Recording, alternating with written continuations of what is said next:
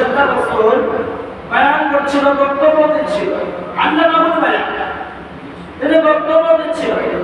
তো আমরা সমস্ত সাহাবা ইকরাম আমরা একত্রিত হয়ে আল্লাহর রাসূলকে জিজ্ঞাসা করলাম যে ইয়া রাসূলুল্লাহ ইয়া হাবিবাল্লাহ, আল্লাহ তাবারক ওয়া তাআলা কোরআনে 114টা সূরা অবতীর্ণ করেছে, তার মধ্যে দুটো নামাজের কসমকে বলেছে। একটা হলো আসরের নামাজের কসম, আর দ্বিতীয় নম্বর হচ্ছে ফজরের নামাজের কসম। আল্লাহ রাসূল যখন বললেন কেউ যদি বা ফজরের নামাজ অথবা আসরের নামাজ জামাতের সহিত পড়ে তাহলে ফেরেশতাদের সাথে সে নামাজ আদায় করলো, ফেরেশতাদের সাথে সে ব্যক্তি নামাজ আদায় করলো। দ্বিতীয় নম্বর আমল, কেউ যদি বা আসর অথবা ফজরের নামাজ জামাতের সহিত পড়ে আল্লাহ তাবারক তাআলার সাথে আগামী কাল অথবা কিয়ামতের সময় আল্লাহ তাবারক তাআলার সাথে দিদার হবে। আল্লাহ তাবারক তাআলার সাথে কি হবে? দিদার হবে। এবার আসর দেখতে গেলে ফজরের নামাজ কাজা আমাদের মধ্যে, ফজরের নামাজ কাজা তো আজকে দেখতে গেলে যেমন দেখো আজকে আমরা প্রত্যেকটা মুসলমান কিন্তু বলি যে আমরা মুসলমান। একটা জিনিস খেয়াল করে দেখে, আমরা যদি না মুসলমান হয় তাহলে আমরা ঘুমাবো কেন? আমরা যদি না মুসলমান হয় আমরা শুয়ে থাকবো কেন? আমরা যদি না মুসলমান হয় আমরা বিছানা ছাড়তে পারি না। আমরাই মুসলমান, আমরা এসে চায়ের দোকানে আড্ডা দেবো কিন্তু মসজিদে ঢুকতে পারবো না। আমরাই মুসলমান, আমরা মোড়ের মাথায় আড্ডা দেবো তবু ঢুকতে পারবো না। আমরাই মুসলমান, ওই ফজরের সময় উঠে আমরা নিজের কাজে বের হয়ে যাচ্ছি, রুজির ধান্দায় বের হয়ে যাচ্ছি। যে রুজি আল্লাহ তাবারক তাআলা বলে দিলেন যে না'মালু বিল আকিবাতি লিত-তাকওয়া, যে রুজি আল্লাহ তাবারক তাআলা বলে হে বান্দা তুমি যদি বা আমার হয়ে যাও ফাকুলুনি আযকুরুকুম, তাহলে আমি কিন্তু তোমার হয়ে যাব। ওয়াশকুরুনি ওয়া লা তাকফুরুন, তোমার যে নিয়ামত দান করেছি তুমি যদি বা শুকরিয়া আদায় করো তোমার রুজি আরো কিন্তু আমি বৃদ্ধি করব, সংসার আরো আয়ুন্নত বেড়ে যাবে। আর আপনি বলছি আমি মুসলমান, একটা জিনিস খেয়াল করো, আমরা যদি না ভেবে থাকি যে আমাদের মধ্যে অনেক ঈমান আছে। হযরত নূহ আলাইহিস সালাতু ওয়াস সালাম নিজের সন্তানের জন্য কেঁদেছিলেন, আল্লাহ তাবারক তাআলার কাছে ফরিয়াদ করেছিলেন, আল্লাহুম্মা আ'ইন্নি আলা যিকরিকা ওয়া শুকরিকা ওয়া হুসনি ইবাদাতি। আল্লাহ তাবারক তাআলা বলেন হযরত নূহ আলাইহিস সালাতু ওয়াস সালাম নিজের স্ত্রীর জন্য কেঁদেছিলেন, কবুল করেননি, ঈমান মাননি। হযরত ইব্রাহিম আলাইহিস সালাতু ওয়াস সালাম নিজের খিতাব করতে পর্যন্ত দোয়া করেছিলেন, কবুল হয়নি।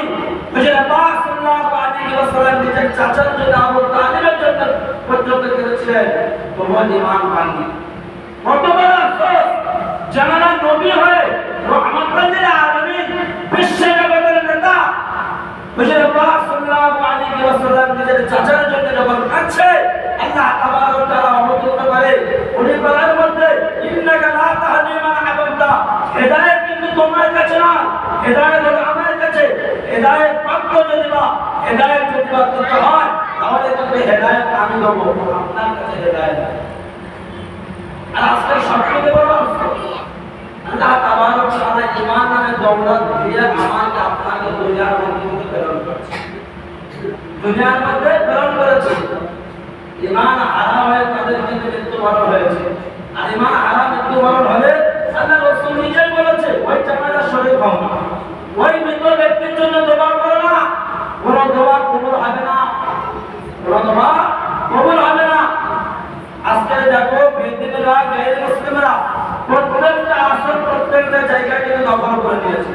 আজকের মুসলমানদেরকে চাকর হিসাবে রেখেছে, চাকর হিসাবে প্রত্যেকটা দেখো জায়গায়, পঞ্চায়েত হোক, বিডিও অফিস হোক, স্কুল হোক, সমস্ত জায়গায় দেখো বেদিনদের হাতে, সমস্ত জায়গা।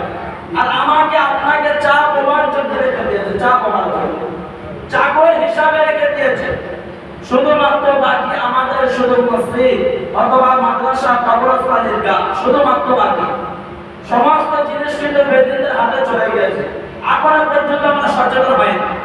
আর আজকে আমি আপনি মুসলমান হয়ে ফজর নামাজ কাজা, আসর নামাজ কাজা, জুম্মার নামাজ কাজা, ঈদের নামাজ কাজা, আমি আপনি দোয়া করছি মসজিদের জন্য, আপনার দোয়া কবুল হবে না।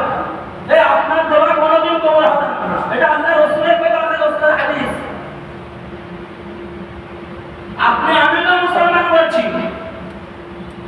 দুনিয়ার মধ্যে সবথেকে সুন্দর ঘর, উৎকৃষ্ট ঘর হলো আল্লাহ তাবারক তাআলার ঘর।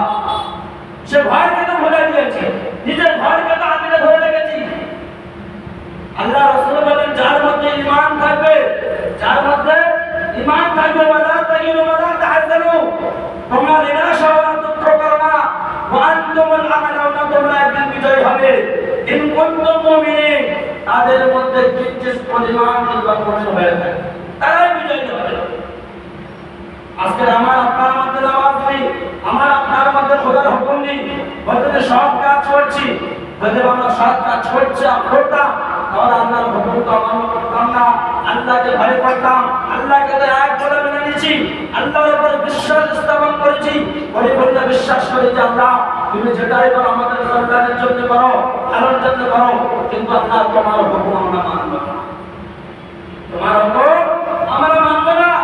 কোথায় লেখা আছে আপনি বলুন? আল্লাহ তাবারক ওয়া তাআলা বলেন বান্দারে আল ওয়াক্তু ওয়াস সালাম আস-সালাহ, আরবি প্রভাব রাখতে বলা হয় যে যেমন দেখো দুনিয়ার মধ্যে তোমাদের কাছে অমূল্য সম্পদ হলো সেটাই হলো সময়। অমূল্য সম্পদ একটা আল্লাহ বলি রাস্তা দিয়ে হেঁটে হেঁটে যায়, একটা বড় ব্যক্তি কারণে আল্লাহর ওলির সঙ্গে সঙ্গে গিয়ে এই সূরা আসর থেকে শোনায় আর একটা তরজমাটা থেকে শুনিয়ে দেয়, সে ভাবছে সত্যি বাস্তব আমি বুঝতে পেরেছি, আমার এই সময়ে, আমার এই মিনিটে, আমার এই ঘন্টার মধ্যে যদি আমি বড়টা বিক্রি করতে পারি, কিন্তু আমি আমার এই অমূল্য সম্পদ আমার কাছে বেকার হয়ে যাবে।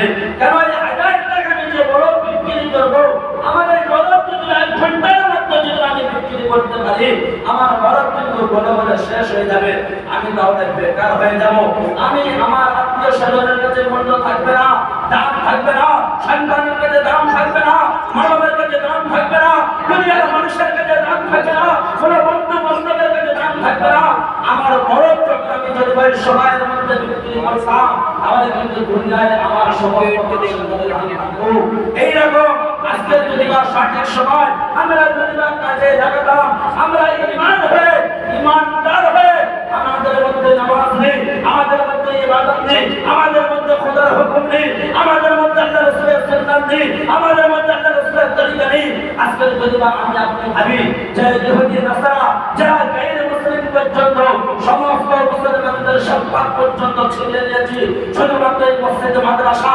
অকপটের সম্পত্তি পর্যন্ত আইন পাস হয়ে গেছে, আর আমি আপনি চুপ করে বসে আছি। আজকে দেখুন, আজকে ফজরের নামাজে লগ্নি, আসরের নামাজে লগ্নি, যোহরের নামাজে লগ্নি, আজকে যদি বা আমি আপনি মুসলমান বলে দাবি করি, কোনো দিন কিন্তু আমরা মুসলমান বলে দাবি করতে পারবো না।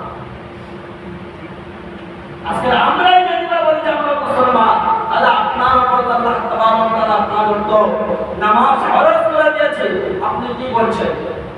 আপনি কি করছেন বলুন? আল্লাহ তাবারক ওয়া তাআলা বলেন বান্দারে ইন্নাল লাযীনা ক্বালু রাব্বুনা আল্লাহু সুম্মা ইসতাকামু তাতানাজ্জালু আলাইহিমুল মালায়েকা, তুমি যতটুকু করবে তোমার সাথে বেইজ্জতি করা হবে না। আজকের মানুষ তোমার যে তোমার সাথে গাদ্দারি করবে, তোমার জায়গা নিয়ে বেইজ্জতি করবে, তোমার সাথে গাদ্দারি করবে, আমি রব্বুল আলামিন বলে দিলাম ক্বালু রাব্বুনা আল্লাহ, আমি ফেরেশতাদেরকে নিযুক্ত করে দিলাম, আর কিয়ামতের সময় যারা পরিমাণ যদি তোমার মধ্যে ঈমান থাকে, তোমার মধ্যে কলমা থাকে, আমি বলে দিলাম জান্নাত থেকে তোমাকে কেউ আটকাতে পারবে না, জান্নাত থেকে কেউ তোমাকে হটাতে পারবে না, জান্নাত থেকে তোমাকে কেউ দূরে সরিয়ে রাখতে পারবে না। এটা আল্লাহ রাসূলের হাদিস। আল্লাহ রাসূল এটাই বলেন, চাচা তুমি যদি একবার কলমা পড়তে পারতে তাহলে কিন্তু তুমি জান্নাতকে হাসিল করে নিতে পারতে, তাহলে তুমি করতে পারতো না। তাহলে চারটে গুণ আমাদের মধ্যে জরুরি, তার মধ্যে ঈমান অবশ্যই থাকবে, আমাদেরকে কাজ করতে হবে, ইল্লাল্লাযীনা আমানু ওয়া আমিলুস সালিহাত, তারপরে যেটা সৎ কাজ আমাদেরকে করতে হবে। আজকে আপনি যেটা ভাবছেন রাস্তা দিয়ে হেঁটে হেঁটে যাচ্ছেন, আপনার কাছে যদি বা কাঁটা পড়ে থাকে, ওই রাস্তায় যদি বা হেঁটে পড়ে থাকে, ওই হেঁটটা যদি আপনি সরিয়ে দেন, ওই কাঁটা যদি আপনি সরিয়ে দেন, হযরত আবু হুরায়রা রাদিয়াল্লাহু তাআলা বর্ণনা করেন 50টা নাকি ওই ব্যক্তির আমল নামায় আল্লাহ তাবারক ওয়া তাআলা লিখে দেবেন। আর আমি আপনি এখনো পর্যন্ত সফল হয়নি, এখনো পর্যন্ত সমস্ত জিনিস কিন্তু ছিনিয়ে যাচ্ছে, সমস্ত জিনিস। আজকে আফসোসের বিষয়, যে জায়গায় লোক হওয়ার কথা, যে জায়গায় লোক হওয়ার কথা, ফজর নামাজের সময় 3টে মুসল্লি 4টে মুসল্লি, এটা তো আমার আপনার কথা না, এটা তো আল্লাহর রাসূলের কথা।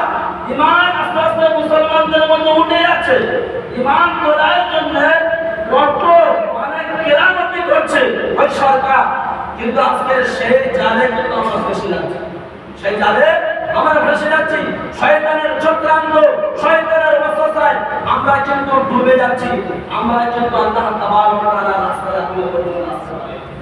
এই জন্য আল্লাহ আমাদের বলে দিয়েছেন যে দেখো ওই সূরা আসরের মধ্যে যা কিছু তরজমা লেখা আছে ওর মধ্যে যদি বা কোনো ব্যক্তি যদি বা আমল করতে পারে, পড়তে পারে, শিখতে পারে, বুঝতে পারে, ইহকাল এবং পরকালের জন্য সে কিন্তু কামিয়াবি। ইহকাল পরকালের জন্য সে কিন্তু কামিয়াবি। আজকে আপনি বলুন তো, দুনিয়ার মধ্যে যখন কিন্তু আপনার সময় শেষ হয়ে যাবে, আপনি তো আফসোস করতে থাকবেন যে আল্লাহ আমি কিছু করতে পারি, আল্লাহ আপনার প্রতি আমি কিছু করতে পারি। ওই সময় আপনি আফসোস করে করে শেষ হয়ে যাবে যে দুনিয়া তো আমাকে কিছু দিতে পারে, দুনিয়া আপনাদেরকে কিছু দেবে না। আপনি যদি বা